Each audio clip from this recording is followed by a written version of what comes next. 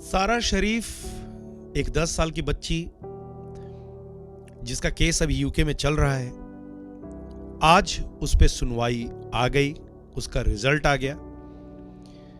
क्या कुछ हुआ मैं आपको विस्तार में बताता हूं। जो भी सारा शरीफ के केस को फॉलो कर रहे हैं उनको मालूम होगा कि इस बच्ची के साथ कैसे उसके पिता ने, उसकी सौतेली माँ ने, उसके चाचा ने टॉर्चर किया, कैसे उसे मार मार कर मार दिया और कैसे फिर ये सब के सब पाकिस्तान भाग गए। जब पाकिस्तान में इनकी दाल नहीं गली तब ये लोग फिर वापस आए, इनको गिरफ्तार किया गया और फिर इस पे जो केस शुरू हुआ, जो सुनवाई हुई, वो भी दिल दहला देने वाली थी, क्योंकि जो जो चीज़ें निकल के आई कि किस तरीके से उस लड़की को परेशान किया गया, किस तरीके से इन लोगों ने मारा उस लड़की को, कितनी बेरहमी से, बैट से मारा, रॉड से मारा, टेप बांध बांध करके ताकि आवाज बाहर तक न जाए, प्लास्टिक के अंदर पैक कर करके, मतलब बहुत गंदे तरीके से मारा। मैं इस पर बात नहीं करना चाहता। आइए, सुनवाई हुई है, अब रिजल्ट की बात करते हैं। सारा शरीफ के जो फादर हैं और उनकी जो स्टेप मॉम है, उनको सजा मिली है उम्र कैद की। उम्र कैद की सजा मिली है। इनके जो फादर हैं उरफान शरीफ 43, सारा शरीफ के जो फादर हैं उरफान शरीफ 43 साल का निर्मम हत्यारा, किलर, मैं डैड तो किसी भी मायने में से नहीं बोल सकता। 40 साल तक इसे अपनी सजा भुगतनी पड़ेगी। 40 साल तक इसे जेल के अंदर ही रहना होगा।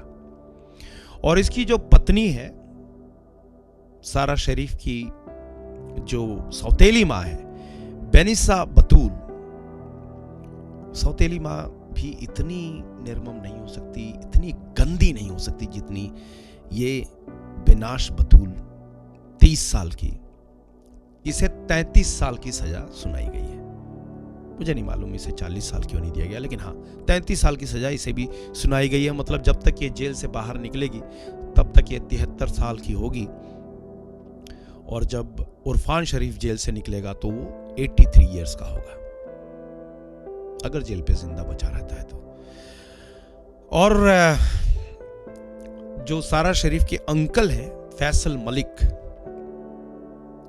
कुछ रिश्तों को नाम देना भी यहां पे बहुत गंदा लग रहा है, लेकिन चलिए रिश्ते बताने पड़ेंगे कि किस तरीके से इन्होंने रिश्तों को मार दिया, रिश्तों को दागदार कर दिया। तो फैसल मलिक जो कि 29 साल का, सिर्फ 29 साल का, इसे 16 साल की सजा सुनाई गई है, क्योंकि he is not found guilty for murder. जजेस जो थे उन्होंने क्या कहा कि इतनी निर्मम हत्या आज तक यूके के केस में न सुनी गई है, न देखी गई है। और 10 साल की बच्ची के साथ जिस तरीके से इन लोगों ने एक कैंपेन ऑफ टॉर्चर चलाया, कैंपेन चलाया, ये नाम दिया टॉर्चर, कैंपेन टॉर्चर, किस तरीके से हिजाब से कवर अप करने की भी कोशिश की गई, ढकने की भी कोशिश की गई। सारा शरीफ जो कि 8 अगस्त 2023 को अपने घर में मरी पाई गई, वॉकिंग जगह का नाम है, और जब ये मरी पाई गई उस समय भी करीब से करीब 20 से 25 घाव, जख्म के निशान थे। बहुत सारी और चीजें हैं जो कि कोर्ट ने कहा है कि पूरी टाइमलाइन पे डिस्कशन हुआ है और पूरी टाइमलाइन पे बात हुई है। अभी तक जो सारा शरीफ के फादर और स्टेप मॉम, इनके डिफेंस की तरफ से कोई स्टेटमेंट नहीं आया है।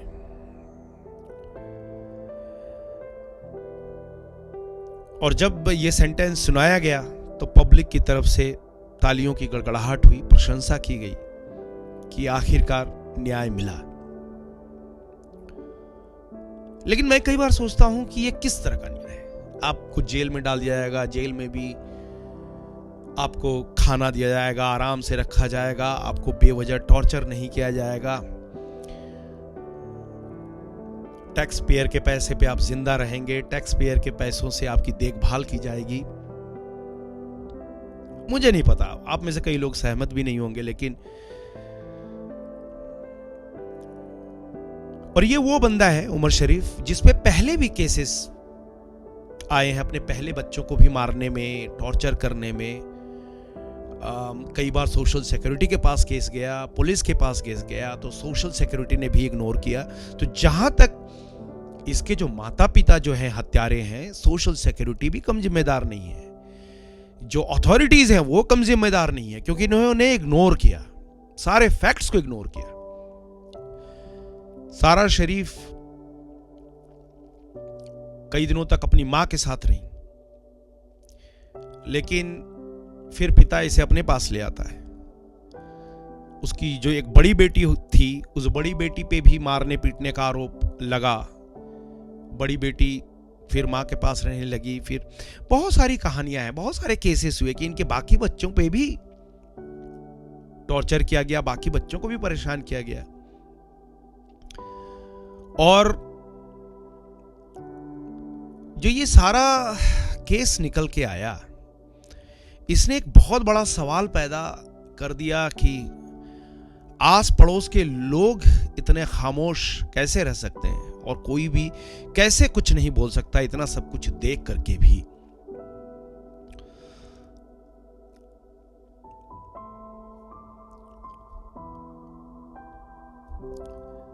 कि